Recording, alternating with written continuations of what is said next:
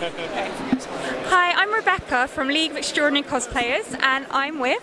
My name is Bill Doran. I run a company called Punish Props out of Seattle, Washington. And how long have you been cosplaying for? My friends got me into cosplay about 5 or 6 years ago. We have PAX Prime, the video game one in Seattle convention that we went to, and that's where I got started. What was your first cosplay? Those same friends, we did the Team Fortress. We were the blue team from Team Fortress, and I was the soldier, so I had a rocket launcher. And where did the name Punished Props come from? I ran a photography blog that was called Punished Pixels. Yeah. And then it just sort of translated over. So it doesn't make any sense, but I rolled with it. What are your favorite materials to use for your cosplays? Oh, I'm glad you asked that. I've got foam. These are foam floor mats from like a hardware store. And I can make all of this armor from that. And things like this gun I made out of more of this foam. Wow. So I like foam a lot. In fact, I wrote a book about making armor with foam called the Foamsmith series. Are you selling that here today? I actually ran out of them. So, all right, they're all sold. But punishprops.com, you can go there, you can buy them digitally, or you can get printed versions of it.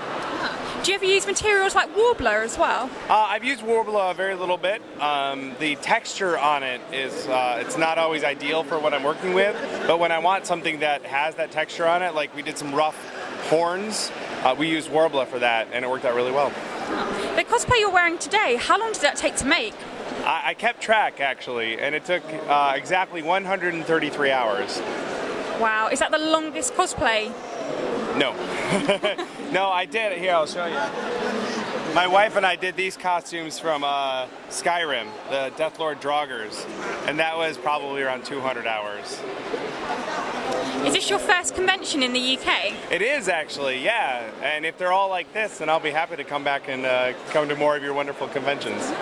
How do they differ to American ones? It's interesting because I'm judging the costume contest, and there's more of an emphasis on the performance. We don't do that very much in the States. So it's more about the craftsmanship. Yeah, a lot of the competitive stuff that is deals mostly only with the craftsmanship. But other than that, I mean, cosplayers around the world are all cosplayers. Everyone's here to have a good time and dress up as their favorite characters, so it's pretty universal. Yeah. Is this the first contest you've judged before? No, I've judged several costume contests in the past. And it's never easy, I'll tell you. Because, I mean, the one we're doing this year, there are a lot of people, like, in the top, because they're all fantastic. And they all had wonderful performances, too. Have you got any tips for someone entering a cosplay contest? That's challenging. If you're going to do it for a competitive thing, you would approach it very differently. You know, you would always use the materials that you're the most comfortable with, that you can get the most finish on. You know, and focus on details too. Really dial in on the details and the finishing. On the craftsmanship side, if you're looking to make your performance more impressive, then get the audience, move the audience, get them to feel something, tell a story with your performance. Okay. Well, thank you, Bill, and